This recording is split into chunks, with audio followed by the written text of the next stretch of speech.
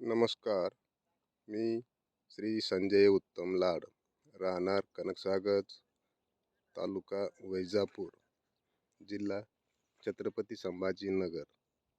मी Shri Gulabraoji Khandagale sir, तंत्र समन्वयक, पोखरा या योजनेचे महत्त्वपूर्ण आणि आम्हास मार्गदर्शक असे लाभलेले श्री खंडागळे सर यांच्या मार्गदर्शनाने प्रभावित होऊन मी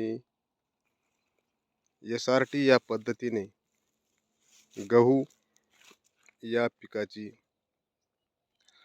लागवड केलेली होती. तर मी त्यांच्या सांगण्यानुसार गहू या पिकाची लागवड करीत असताना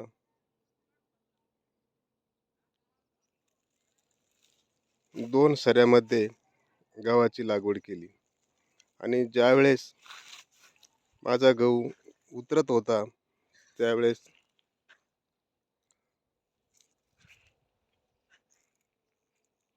जे शेतकरी रस्त्याने जाता येताना पाहत होते की ते आणि म्हणत होते की शेती कोणीही करावी का,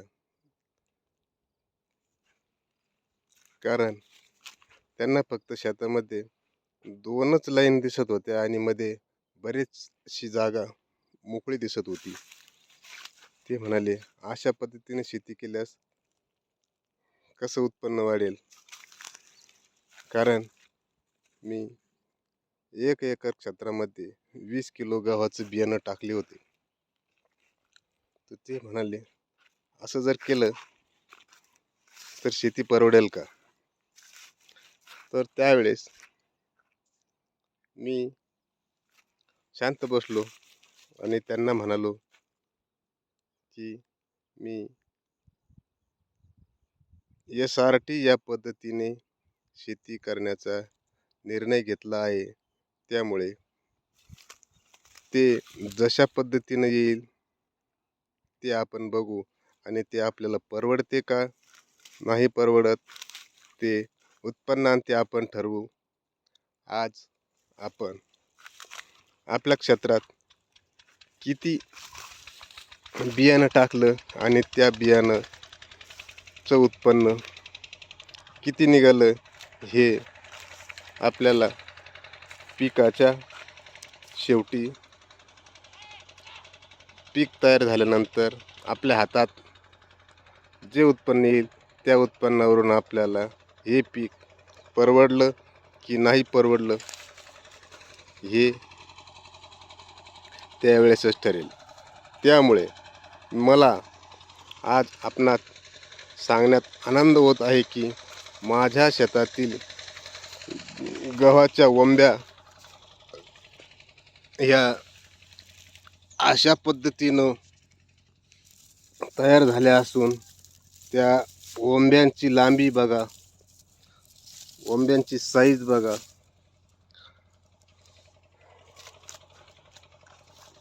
गव्हाची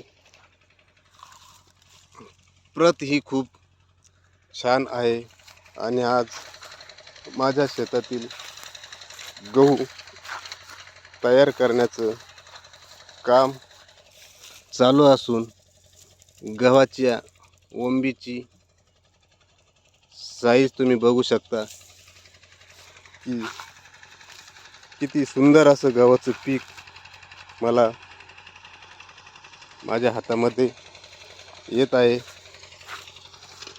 आणि यासाठी मला खंडागळे सरांनी जे मार्गदर्शन केलं त्या मार्गदर्शनाच्या आधारे मी हे पीक आज माझ्या शेतात तयार झालं आहे आणि आज त्याची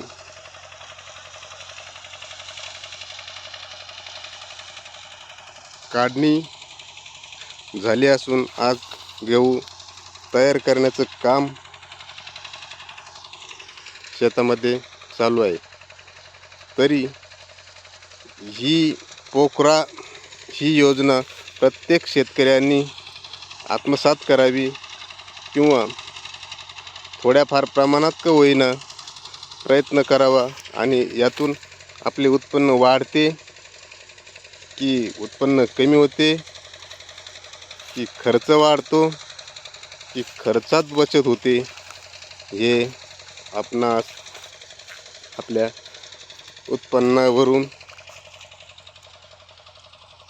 कळेल की आपल्या उत्पन्नात कशा पद्धतीनं वाढ होते, कशा पद्धतीनं आपली मेहनत कमी होते, आपल्या खर्चात किती प्रमाणात घट होते आणि उत्पादनात किती प्रमाणात वाढ होते हे आपण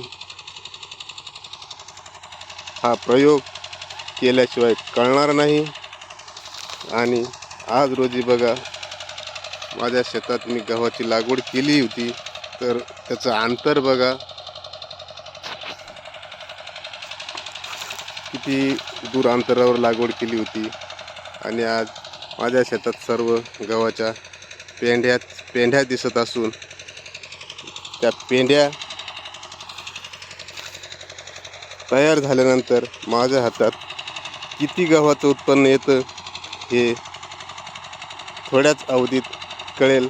कारण हे उत्पादन बघून मी खूप समाधानी आहे.